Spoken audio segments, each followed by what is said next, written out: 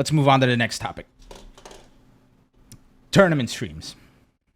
I've said this for a long time, and I think it's finally coming to a head where I have not enjoyed watching a tournament from home for a long time. I watch tournaments because I have to at this point. I don't think the viewer experience is good, nor do I think the impact that tournament streams have on an offline event are good. Let's get into it. First, the current format of tournament streams for the FGC are awful, both on location and as a stream monster. What do I mean by that? Too much time between matches, right? When you're sitting at home watching a tournament, you want to see something progress. But more often than not, there is so much waiting, and it all adds up so long that it just feels like you're wasting time, right? Especially recently, where we've had the issue with Twitch ads, and we've had the issue with the gigantic list of sponsors, which gigantic list of sponsors is great. However, when it starts diminishing the quality of what we're putting out, there's a problem. So, I did a little bit of research before signing on today, and I'm going to share with you exactly what I mean. So, let's look at KIT. Happened this past weekend. Let's look at one top 8 stream, specifically the Tekken top 8. Here's how long, and we're going to watch the whole thing. Here's how long it takes between a match for a top 8 at KIT. He snaps the leg. He gets the sweep with 6 seconds left. Oh, nice break. Nice break. Oh, that was sick, actually. I'm a fan. 0-2 with the comeback. Wow. The classic. Man. Victim of ritual. All right. I didn't expect that down 4-2 to completely whiff at the end there. Oh, my God. This man got the stance to launch at the end. The sway goes underneath. That was sick. Man. Bro, that was sick. Definitely that was an excellent match. Man. That was sick. Wow. Okay. Abstract says both their hair is immaculate. So this has been a minute since the game has ended. What a comeback, bro. I cannot believe that. 0-2 snapped out of it right Now there. Now the commentators are starting to stall. Right? It's good, and this is like nothing. And the crowd was really loud. Like, this is not me shit talking the commentators at all, because that's not what this is about. We'll talk about that later. 4-2 went right under Steve's duck tube. That was crazy. Completely whipped. So. Okay. We are about to see. It's a minute and a half. The final losers round 1 match, Cuddlecore versus Shadow. I thought. Ooh, Cuddlecore versus Shadow? How things placed, it really sucks. Man, it sucks that we already had the recap, so spoiler. For a long time. So it would have been nice if, say, it was swapped up with where maybe one of them went to Victim, or or 0-2, but they have to. Yeah, so this is going to be good though. See, I'm already like starting to itch. I mean, right? Historically, I don't know if it's just me with several times in tournaments. So high anxiety. I'm just curious if Shadow's going to go with Safina or Claudio. He played. I don't know if it's just me with high anxiety or not, but I'm already starting to itch. Right? Week, and won, and nobody put him in. And it's only been 2 minutes. Really well at Oktoberfest. So Okay. Spoiler alert. Last time they fought, I saw Zhao Yu versus Kai. We're not even halfway there. Oh, that's right. Yeah, It's really weird, yes, but right. Yeah, Shadow plays a lot of characters. So Should you get that checked out? Hey, I don't I know, go to a man. psychiatrist. NTL's looking strong, and it's funny. We were just talking about scenes, not per se dying out, but you know the tournament life of certain scenes kind of dying. It's not a out. rash. This one. It's anxiety, And yet, right? Scenes like 4-4 Like, it's we've like, just hit strides. the halfway point. there was like. And again, there's no disrespect to these commentators, right? That's not what this is about. Because they're doing what they need to do. They're doing their job right now. They're vamping. I mean, and just like Greg that used to be the one that ran 4-4, he's just like Ian Bandy here. Just super efficient, super quick. I thought we were gonna be there really late. Like, it was really fast. Like, hey, we do this, man. We do this. Right. I was thinking to myself before I came to this tournament. And now this also isn't exclusive to KIT, right? This happens in every stream where there's this much time between matches. CEO where it's super huge and you kind of you're stuck in your little bubble with your close scene and with your friends. Am I saying they should be playing an ad? There's ones like No. this and like 404 and like Frosty Fausti's that are more of like there's more of like a homey. Absolutely not. Community. Also, I should probably turn off the In those ticker tournaments, because I forgot to update it because I'm a dum-dum. They hit a little different. I will say that. I always like going, especially I always enjoyed coming here because you just get to see There a we lot of go. people you normally don't. That you All right. just catch up. It's like you catch up. They're finally once a year. starting to get Right, into But the it's match always, now. Yeah, it's always nice. It's all family. Now, are they going to do a button check? All right, we got Claudio and Alyssa. All right. Are they going to do a button check? Yes or no? And We don't know what's If I'm happening. not mistaken, I believe Shadows played Claudio pretty much all weekend. I don't think I saw him play Zafina, but I could be wrong. Who did he? I think I did see him play. Still waiting. I can't remember who he played against. It was in. We're finally getting there. Early on. Yeah, this is bittersweet for these two though. They play all the time and All they, the you know, time. they've come both such a long way. And They're just tremendously good top players for sure. stop the clock. Can anybody tell me how long it took for us to watch that whole thing? I want somebody to answer this because I know how long it was. Anybody? Who's got some guesses? Is anybody looking at a watch? If you were looking at a watch, 3 minutes? Felt like 10 minutes? That means it did feel like 10 minutes, right? That was 5 minutes. 5 minutes. 5 minutes from the end of one match to the beginning of the other. So those poor commentators had the stall for 5 minutes, right? Now imagine, and this is in a top 8. This is match number 2. Right? How many? So we have 1, 2, 3, 4, 5, 6, 7, 8, 9, 10, 11. There's 11 to 12 matches. So that's an hour. 10 matches? 11 with a reset. Okay, sorry. So that's 50 minutes. If those breaks continue to be 5 minutes, right? To me, that's a long time. And I don't know, again, I don't know if it's anxiety. I don't know if, like, I just have ADD. I don't know what it is. But I hate it. I hate it, right? Now, here's the thing.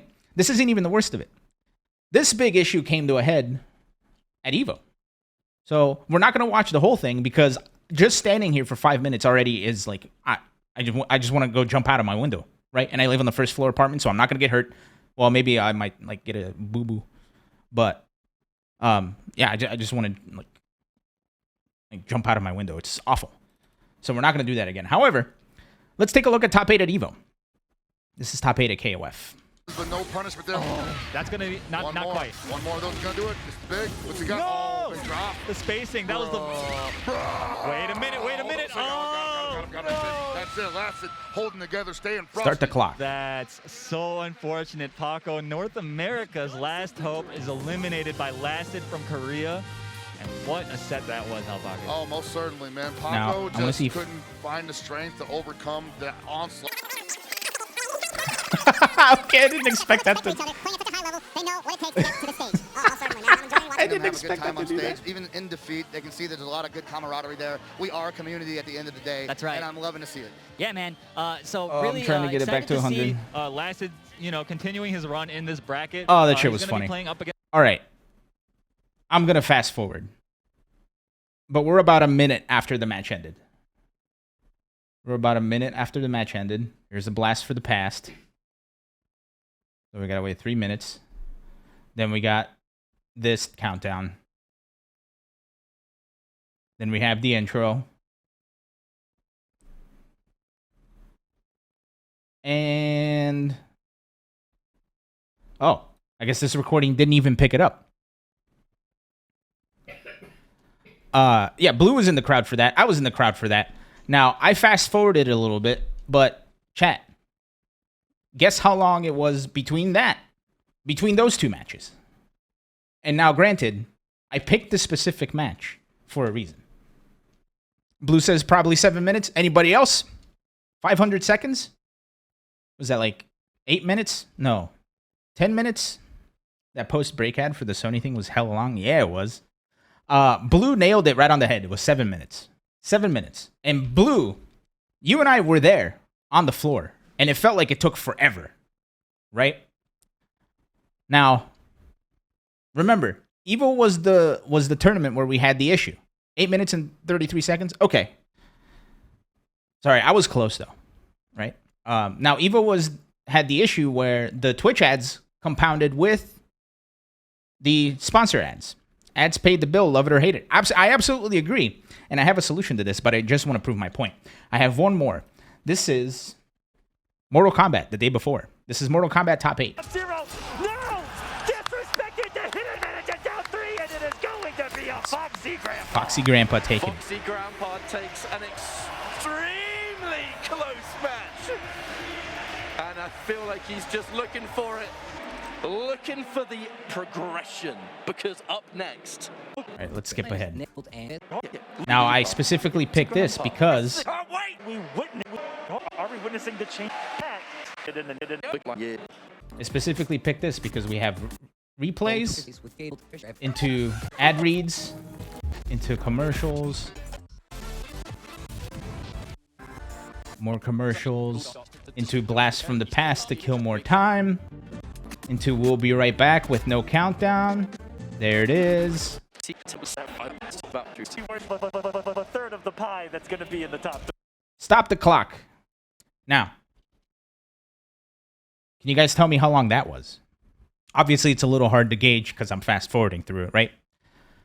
But we had one for 5. We had one for 7. This was the big issue at EVO, where we had the Twitch ads on top of the sponsorship ads. Hit me with it. Who's got some guesses? 6. Got Blue at 6. Who else? Anybody else got some guesses that look long at AF? 3? 9-ish? 9 hours? It did feel like hours. 3 hours. Okay, now I see what you're saying. This was the most egregious one. It was 15 minutes. 15 minutes. Again, this is top 8. So add that up. 15, that's 2 hours. So add that up. That's an hour and a half. No, sorry, 2.5 hours. That's 2.5 hours. Right? So the time is adding up. Now, I can sit here and complain about ad reads and complain about how long it takes between games until I'm blue in the face. However, I have some solutions. And I think I've said these before. The solution to shortening these ad breaks, granted, mind you, the issue is not only the ad breaks. As I showed you at KIT, there were no ad breaks. It was just straight between matches and it still took 5 minutes. Is 5 minutes a long time? It feels like it from here, right? I could be crazy. Granted,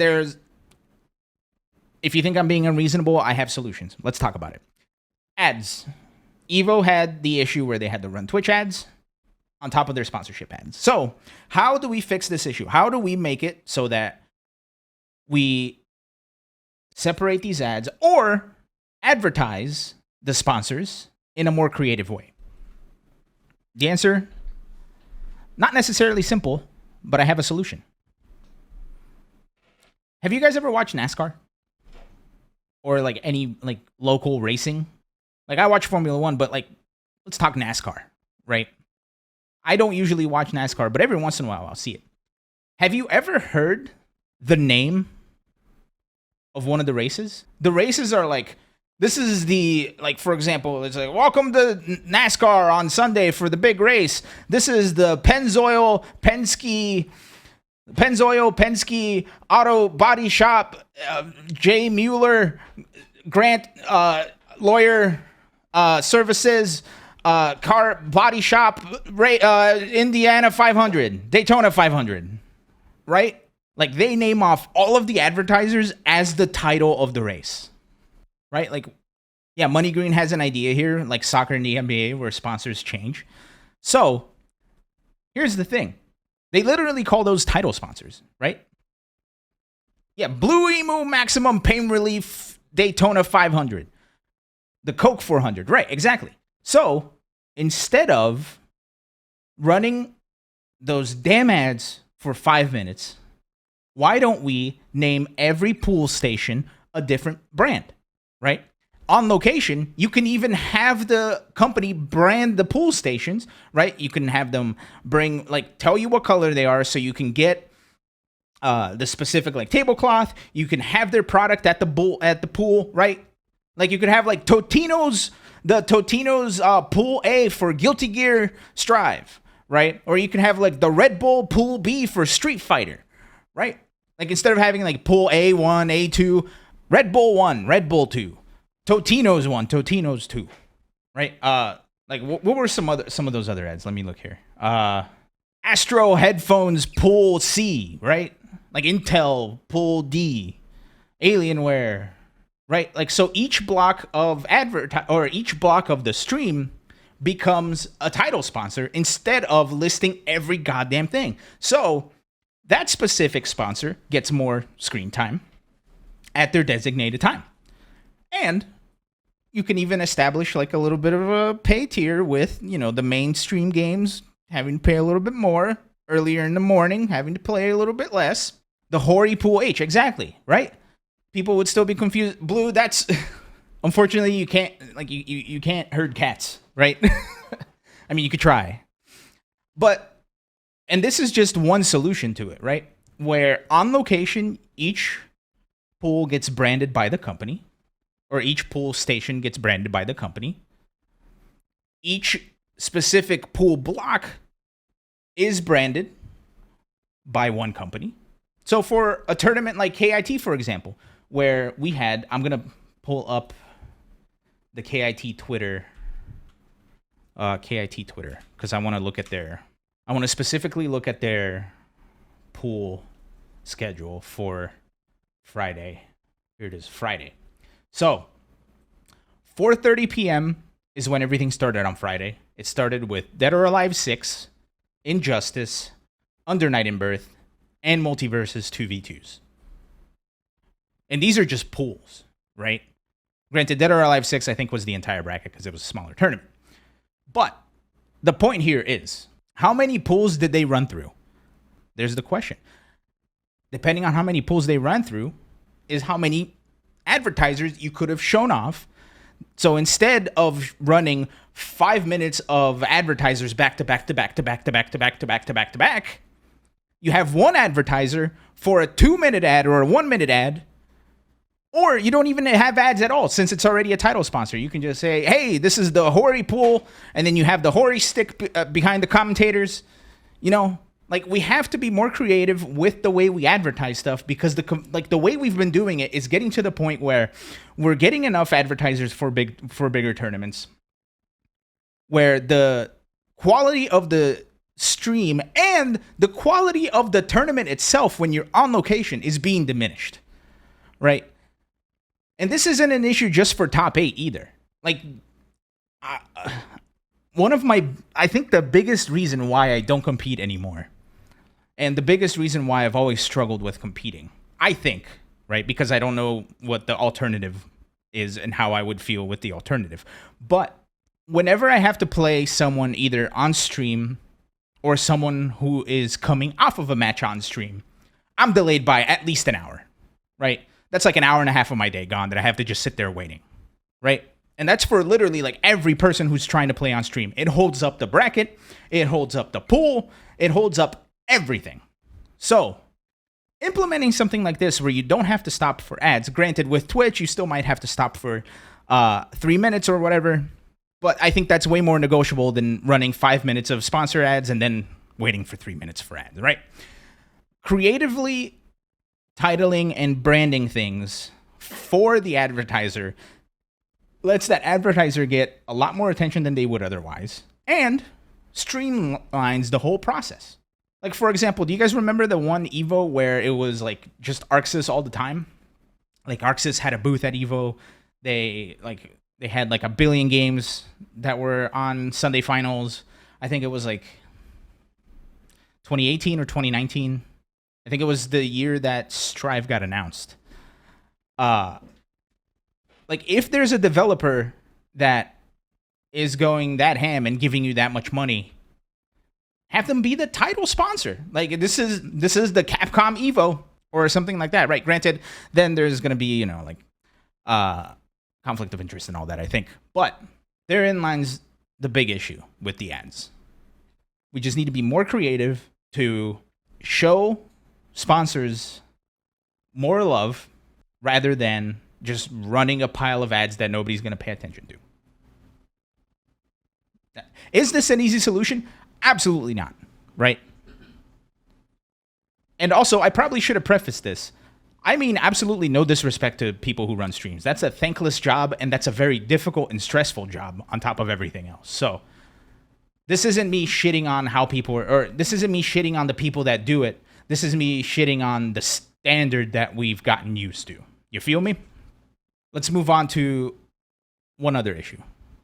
I mentioned it a little bit earlier. As a player and as a viewer, pools tend to drag, right? I mentioned earlier that if you're playing somebody who just came from a stream match, or if you're playing on stream, that's an hour of your time that's going to get wasted because you're waiting to play on stream, right? So, how do we streamline that process? It's easy for me to say, hey, just do it this way, and then not do it.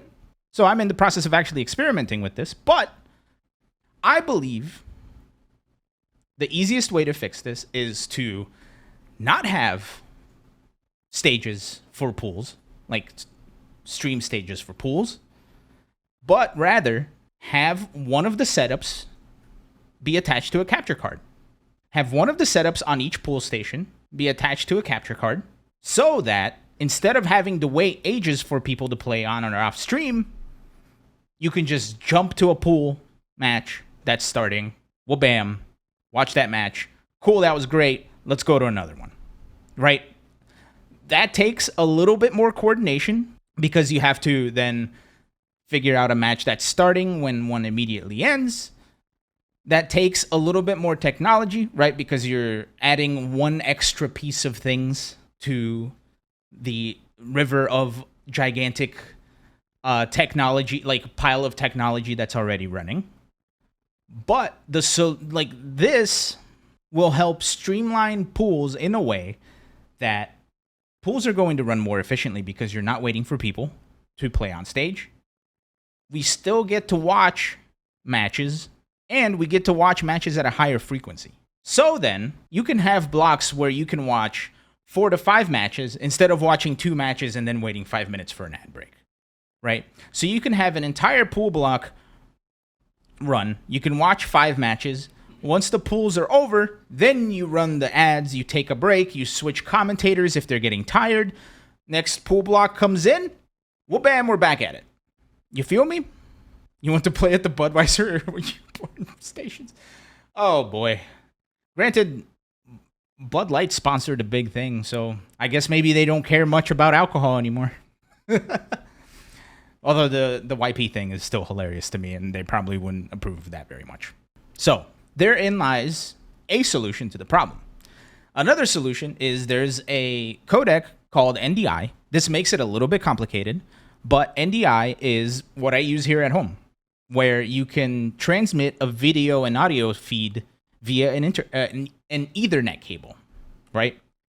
So, if you set up a network at a tournament, you can essentially have each station be its own NDI source that you can then pull in whenever you want. This especially would go great when tournaments start going full PC.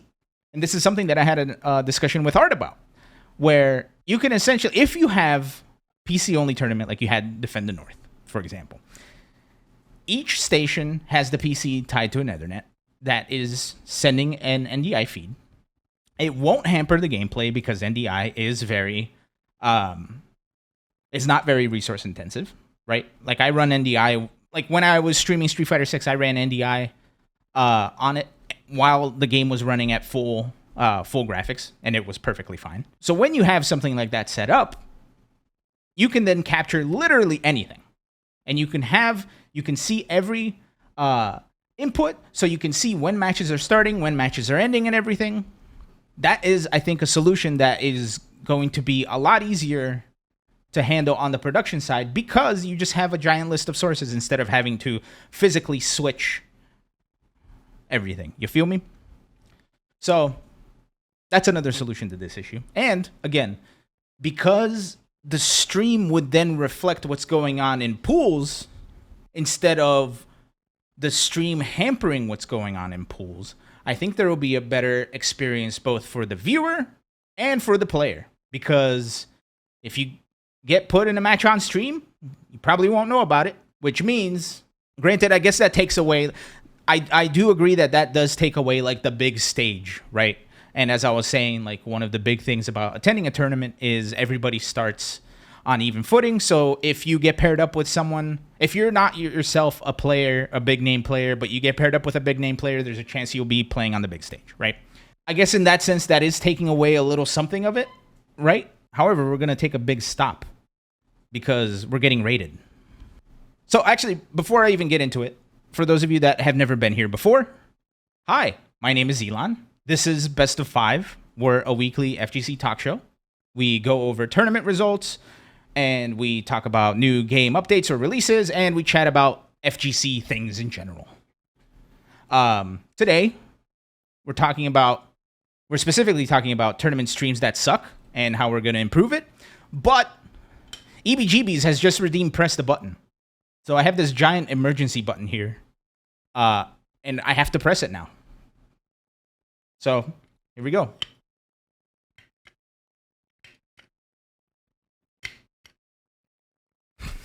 Oh no, the button didn't work. Why is the button not working? There we go. If I don't show up at 10 a.m. for Street Fighter pools, you know where to find me.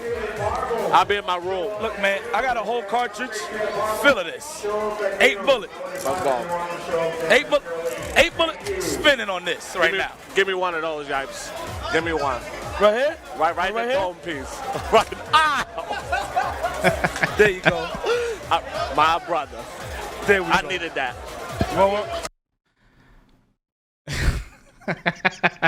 Dude, this playlist is so good. So, for those of you that are new, this button is tied to a playlist of various clips from Based Monster, which is an old FGC YouTube channel that used to clip bizarre moments in tournaments, right?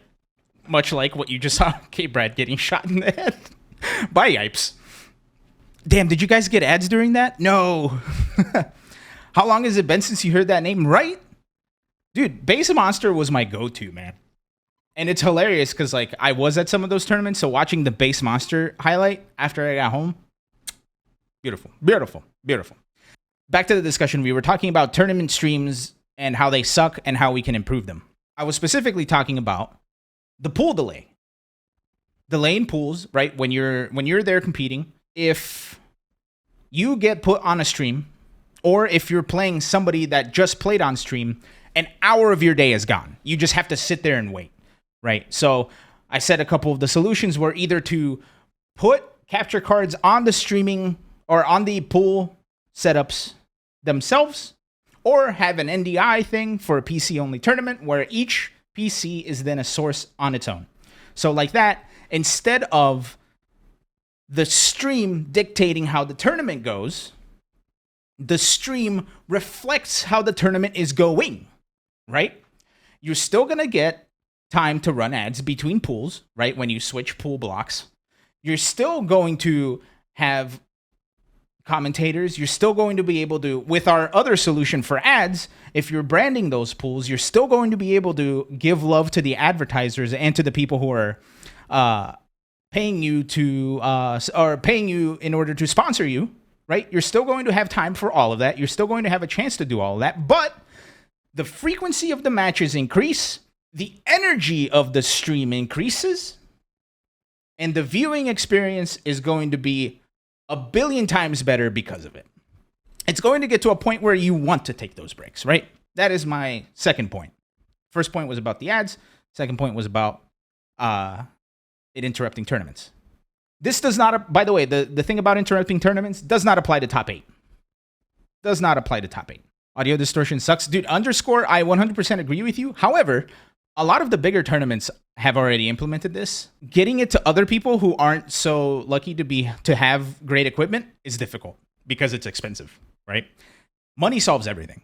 At the end of the day, like, life is pay to win, and it sucks that it's that way, but you know, we live when we live. So my first point was about the stream interrupting the tournament. My second point was about the ads, which compounded with the first point. My third point comes by way of a tweet that I saw right before I started the show. Literally, right before I started the show, I looked at Twitter, and then I saw this tweet by Cloud809. 805, sorry. It's a little bit squished because I don't know how to fix it. But Cloud805 tweeted out saying, "Some friends and I last night were talking about how they watch most events muted. I asked why, and they responded, because of the commentators. I've seen others mention that they do this as well. What can some current and newer commentators improve on for you to unmute them?" That is an excellent question. This is a very hard question to answer, and it's a very difficult topic to talk about without, like, what is the word I'm trying to say here? Without, like, making it seem like the commentators are doing something wrong. Because at the end of the day, they're not. Without hurting feelings, yeah, I guess that too. But at the end of the day, I don't think the commentators are doing anything wrong, with few exceptions, right? But one of the points that Cloud hit on those tweets is that it feels like commentary itself, outside from the top people like Sajam, Yipes, like Vicious, right? Like St. Cola, friend of the show, had his birthday this week. Happy birthday to him. Commentary outside of the big names has become very homogenized, in the sense that people who haven't found their voice, and I don't mean this in a bad way. I just mean, like, people who either aren't talented or haven't had a lot of experience, they make the mistake of thinking, hey, I need to impress this audience. And instead of being themselves, they'll imitate their favorite commentator, right? As a learning mechanism, that's excellent to do. As a learning mechanism, imitation of what you like is what you should do. However, when you have everybody trying to imitate Yipes, or everybody trying to imitate Sajam, everybody trying to imitate Vicious, everybody trying to imitate Tasty Steve, everybody asking for noise, right? When it gets to the point where everybody's in this learning phase, and instead of and while they're searching for their voice, what comes out is an imitation of someone else, it feels like things are homogenized. That's difficult to listen to, right? Because at the end of the day, if I'm listening to somebody who sounds like Sajam, or sounds like Rip, or sounds like Vicious, I'd rather just go listen to the real thing. And this isn't any disrespect to the people who are doing this, because again, that's how you learn. And this isn't their fault, right? That's just like a natural inclination that we have, either through the learning process or insecurities or whatever. But nobody's going to be a better Sajam than Sajam. Nobody's going to be a better Vicious than Vicious. Nobody's going to be a better Yipes than Yipes. On the same token, nobody's going to be a better you than you, right? Nobody is going to commentate like you do if you're being yourself. That's difficult. Ultra David does a good Sajam. That's really funny. That's really funny. And to clue you guys in on this joke, it's because Ultra David and Sajam sound very alike. They commentate very differently, but they sound very alike. That's actually really fucking funny. Good shit, Die by Sword. He pays to win. He paid to win. So I have to laugh at his jokes. Granted, that joke was actually funny. So at the end of the day, going back to what I was saying earlier about how our community is so inclusive, right? We're undoubtedly like one of the most diverse communities when it comes to esports. And I started working in esports recently, and I gotta tell you, I come from an improv comedy background and a music background. Two of the widest industries, classical music background, two of the widest industries that exist. Esports is wider than, like, at least my experience with esports has felt wider and less diverse than improv comedy or classical music. And that's saying something. The FGC is this really bizarre oasis where, because of open bracket tournaments, because all you have to do is show up, it is incredibly diverse. More so than any other esport, and I'm willing to bet money, I'm willing to bet my life on it. So because we have such a diverse community, we have a lot of unique voices.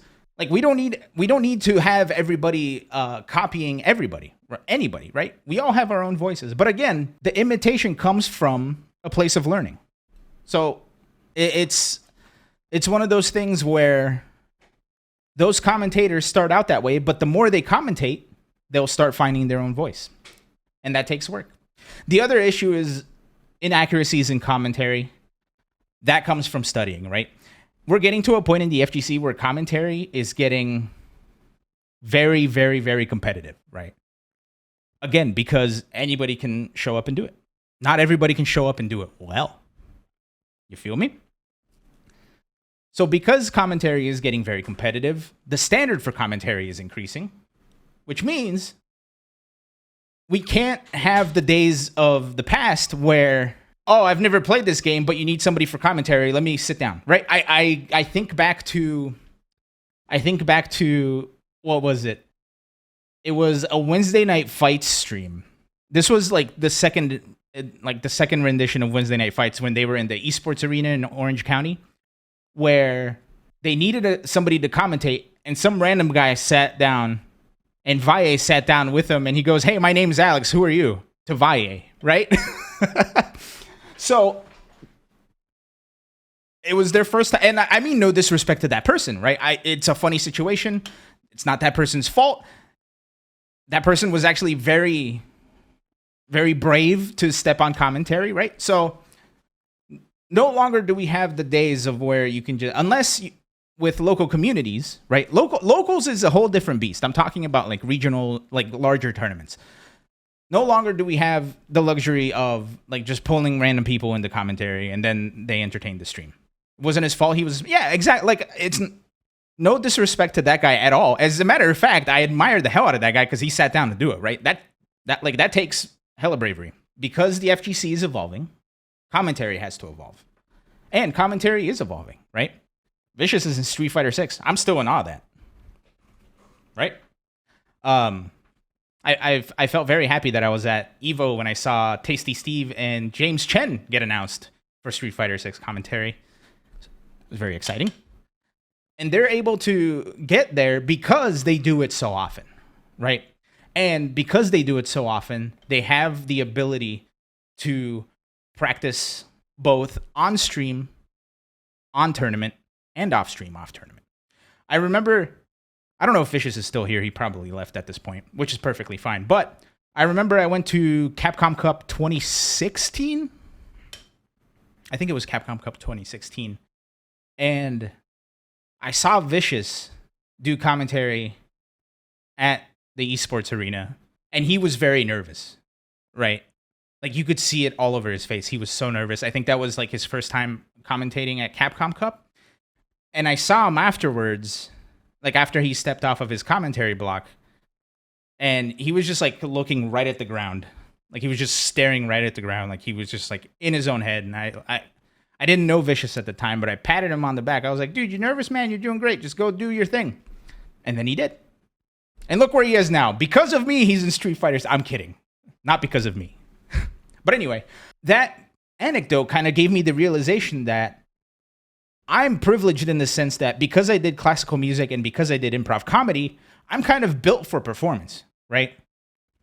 I'm used to being on stage. I'm used to addressing people. I'm used to streaming. I'm used to making a fool of myself. Like, I kind of don't care about me anymore. I just do whatever, right? Not everybody has that kind of experience, nor does everybody have that kind of outlook, right? And that's in itself a skill that has to be learned. But look at Vicious now. He is swinging above his weight, in my opinion. He's holding his own. His presence on camera is amazing. He's in Street Fighter 6. That's all you need. That's all you need. You feel me?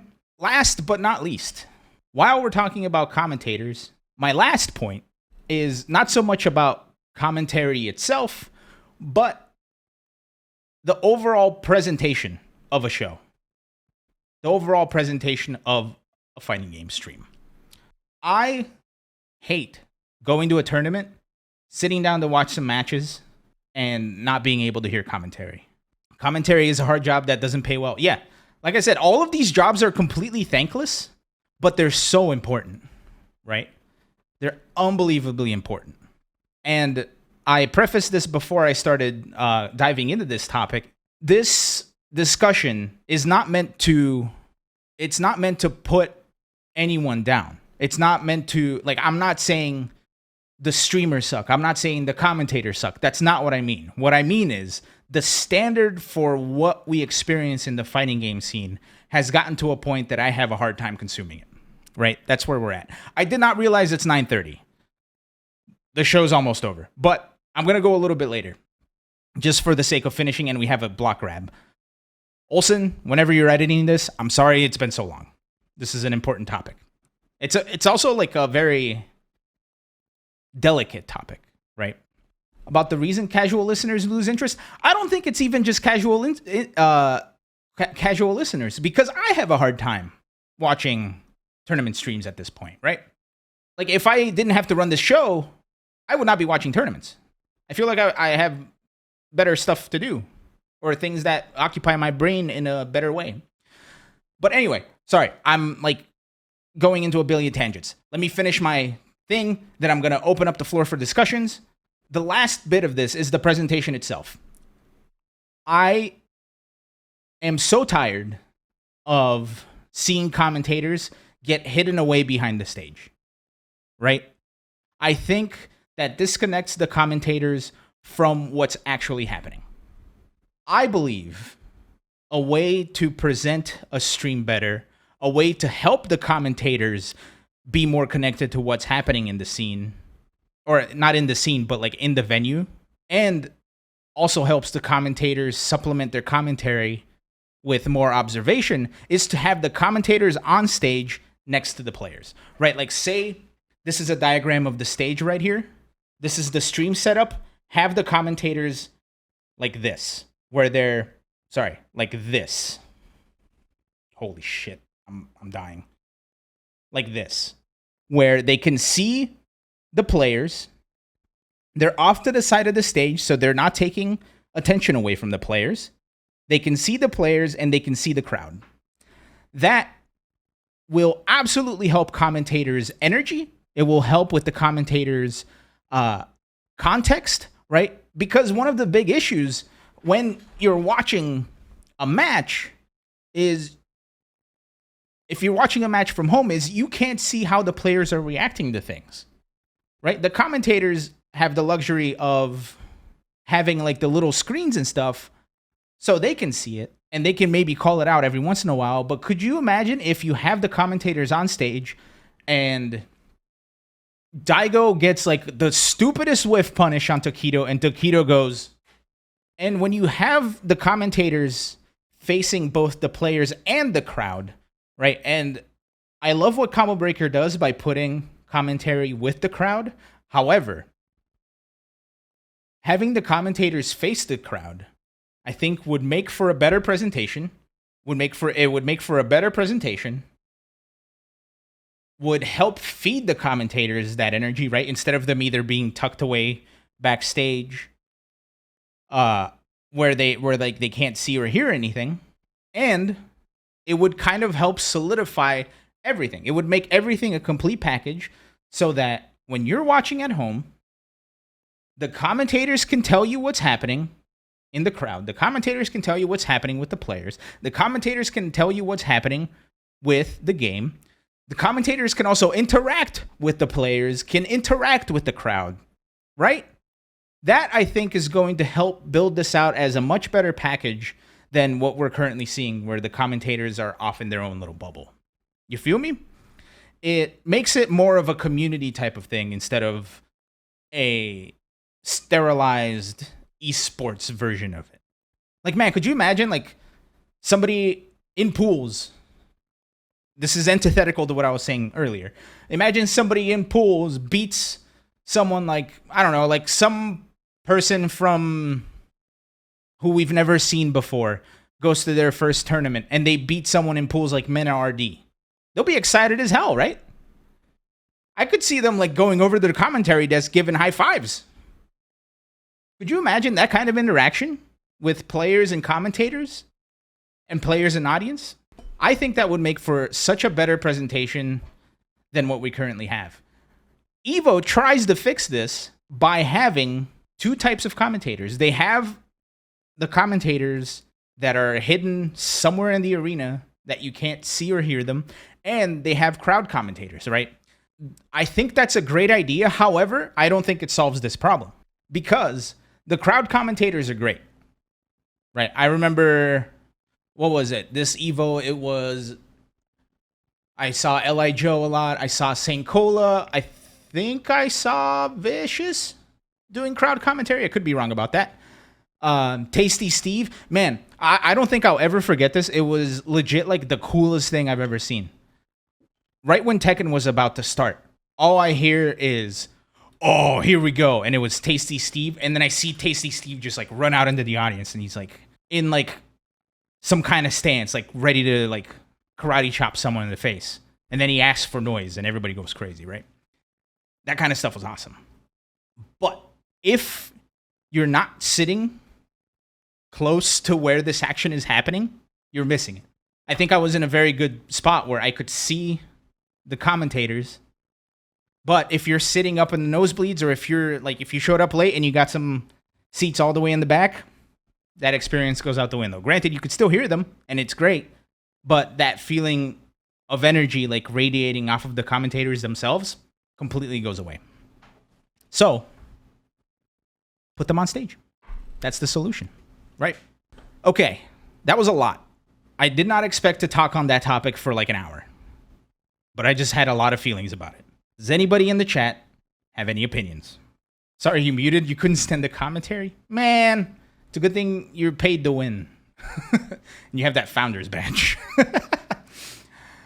You're all for the Coke 400 pools idea? Yeah, I think, look, it's very easy for me to sit here as someone who has TO'd one or two tournaments, has run the stream for one or two tournaments, and has just played in a lot. From where I'm standing, these are solutions. From the people who actually have their boots on the ground, maybe that's something they've already tried and haven't been able to pull it off. Who knows? All I'm saying is the direction that fighting game streams are going makes it so difficult to watch, right? The only way I can watch a fighting game tournament is if I'm watching it with Eris, right? Like as if I'm watching it with Eris, or if I'm watching it with Rixta, or if I'm watching it with another streamer, right? It's so dry to watch without like somebody to like dance in front of your face. I used to watch it a lot with Flo. When Flo streamed, we would have like crazy long weekends watching tournaments. It was great because you got to hang out with your friends in the community that you were in for the streamer. You got to hang out with the streamer, and you got to enjoy the tournament. With the way things are going, with longer ad breaks, especially because Twitch is forcing people to run ads now, right? Like there's no more option. Twitch is forcing you to run ads. We have to be creative and work around it so that the experience both on location and at home is more enticing, so that our scene can grow and so that everybody gets to have more fun.